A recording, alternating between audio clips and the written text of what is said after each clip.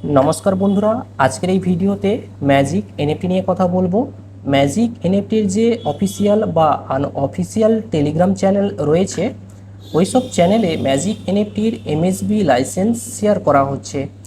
ওই MSB licence আদৌ real নাকি ফেক এই ভিডিওতে ডিসকাস করব। তাছাড়া যদি এই এমএসবি লাইসেন্সটা রিয়েল হয় তাহলে এই এমএসবি লাইসেন্সটা কবে রেজিস্টার হয়েছে, রেজিস্টারে এই কোম্পানির লিগ্যাল নেম কি রয়েছে সেটা দেখে নেব এই ভিডিওতে। ভিডিও শুরু করার আগে ডিসক্লেমার দেব, আমি কোনো ফাইন্যান্সিয়াল অ্যাডভার্টাইজার নয়। এই ভিডিওগুলো শুধুমাত্র ইনফরমেশান পয়েন্টার ভিউ থেকে বানানো হচ্ছে। যদি আপনি কোনো জায়গায় ইনভেস্টমেন্ট করার কথা ভাবেন তাহলে অবশ্যই আপনার নিজের রিসার্চ এবং অ্যানালাইসিস করে করবেন, কারণ মার্কেটের ভিতরে লস এবং প্রফিট দুটোই রয়েছে। সো বন্ধুরা, প্রথমে জানবো যে এই এমএসবি লাইসেন্স কি আর এই লাইসেন্সটা কোথায় প্রয়োজন হয়। এমএসবি লাইসেন্সের ফুল ফর্ম হচ্ছে যে মানি সার্ভিসেস বিজনেস। সহজ সরলভাবে বোঝানোর চেষ্টা করব। আমেরিকার মধ্যে অনেক শহর রয়েছে যেখানে বিজনেস করার জন্য এমএসবি লাইসেন্সের প্রয়োজন পড়ে। মানে যেই বিজনেসে অর্থ ট্রান্সফার, অর্থ অন্য কারেন্সিতে রূপান্তর করা হচ্ছে, ওই সব জায়গায় এমএসবি লাইসেন্স অ্যাপ্রুভাল করাতে হয়, এমএসবি লাইসেন্স নিতে হয়। এমএসবি লাইসেন্স নেওয়ার কারণ হচ্ছে যে কোনো বিজনেসে যাতে মানি লন্ডারিং না হয় বা কোনো ইললিগ্যাল ট্রানজাকশান না হয়, ওটা নিশ্চিত করার জন্য এমএসবি লাইসেন্সের প্রয়োজন লাগে। এমএসবি লাইসেন্স ছাড়া যদি এগুলো করা হয় তাহলে ওটাকে ইললিগ্যাল মানা হবে। আশা করি বন্ধুরা বুঝতে পেরেছেন যে এমএসবি লাইসেন্স কি আর এই লাইসেন্সটা কোথায় প্রয়োজন হয়। এবার মেন যে আমাদের ম্যাজিক এনএফটির যে এমএসবি লাইসেন্স রয়েছে, ওই লাইসেন্সটা রিয়েল নাকি ফেক ওটা চেক করার জন্য গুগলে যাব। গুগলে গিয়ে সার্চ করব www.fincent.government। ঠিক আছে, এই ওয়েবসাইটটা সার্চ করব। প্রথমে যে ওয়েবসাইটটা আসবে ওখানে ক্লিক করে নেব। ক্লিক করার পরে একটা নতুন পেজ খুলে আসবে।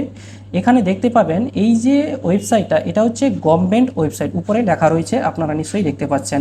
এরপর নিচের দিকে একটু স্ক্রোল করলে একটা অপশান দেখতে পাবেন, মানি সার্ভিসেস বিজনেস ইনফরমেশান।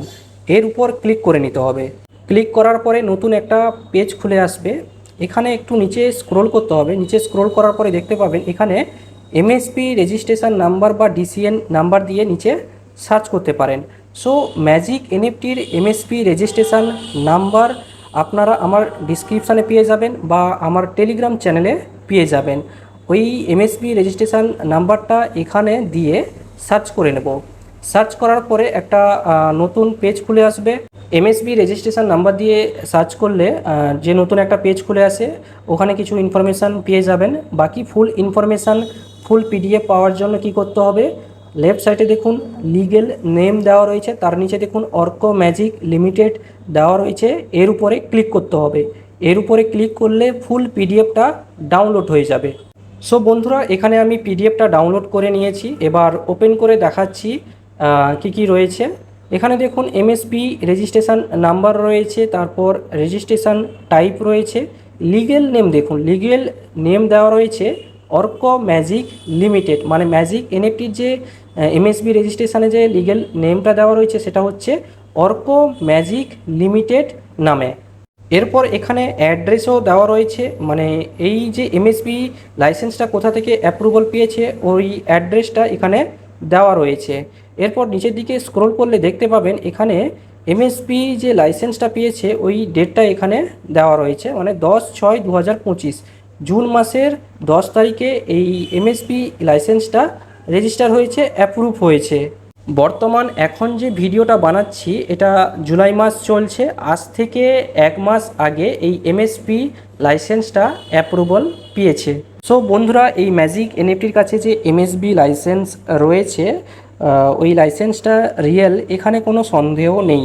বাট এখানে আরেকটা কথা মনে রাখতে হবে যে কোনো কোম্পানির কাছে কোনো লাইসেন্স থাকা মানে এই নয় যে ওই কোম্পানি স্ক্যাম করবে না বা ওই কোম্পানি ডুববে না।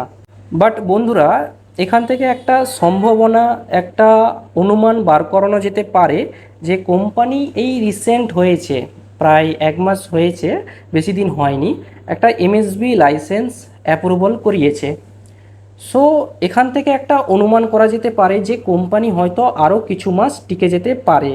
এটা জাস্ট একটা আমার পার্সোনাল ওপিনিয়ন বা পার্সোনাল অ্যানালাইসিস বলতে পারেন।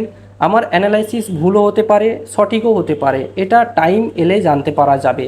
বাকি আপনি যদি এই ম্যাজিক এনএফটিতে কাজ করেন তাহলে অবশ্যই আপনার নিজের রিসার্চ এবং অ্যানালাইসিস করে করবেন। এই ধরনের প্রজেক্ট কবে পালাবে, কবে স্ক্যাম করবে সেটা কেউ বলতে পারবে না। বাট কেউ যদি সঠিক টাইমে এন্ট্রি করে থাকে, সঠিক টাইমে এক্সিট করে নেয়, ও হয়তো এখান থেকে কিছু প্রফিট নিয়ে বেরোতে পারে।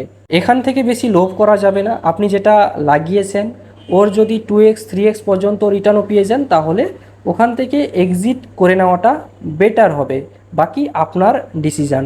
সো বন্ধুরা, ভিডিও শেষ করার আগে একটাই কথা বলে শেষ করব। কেউ যদি এই টাইমে ম্যাজিক এনএফটি করার কথা ভাবে তাহলে আপনি আগে নিজেকে কোশ্চেন করুন যে আপনি 50 বা $100 মতন রিস্ক নিতে পারবেন কি পারবেন না। যদি রিস্ক না নিতে পারেন তাহলে এই সব জায়গায় ইনভেস্ট না করাটাই বেটার হবে। আর কেউ যদি রিস্ক নিতে পারে, রিস্ক নিয়ে কাজ করতে পারে, তাহলে আমি সাজেশান করব এখান থেকে 3x 4x পর্যন্ত নিয়ে বেরিয়ে যাওয়াটা বেটার হবে। বাকি আপনাদের ডিসিশান। ভিডিওটা ভালো লাগলে প্লিজ একটা লাইক করবেন। আর যদি এখনও আপনারা চ্যানেলটি সাবস্ক্রাইব না করে থাকেন তাহলে প্লিজ চ্যানেলটা সাবস্ক্রাইব করে পাশে যে বেল আইকনটা আছে ওটা ক্লিক করে দিন। দেখা হচ্ছে নেক্সট ভিডিওতে।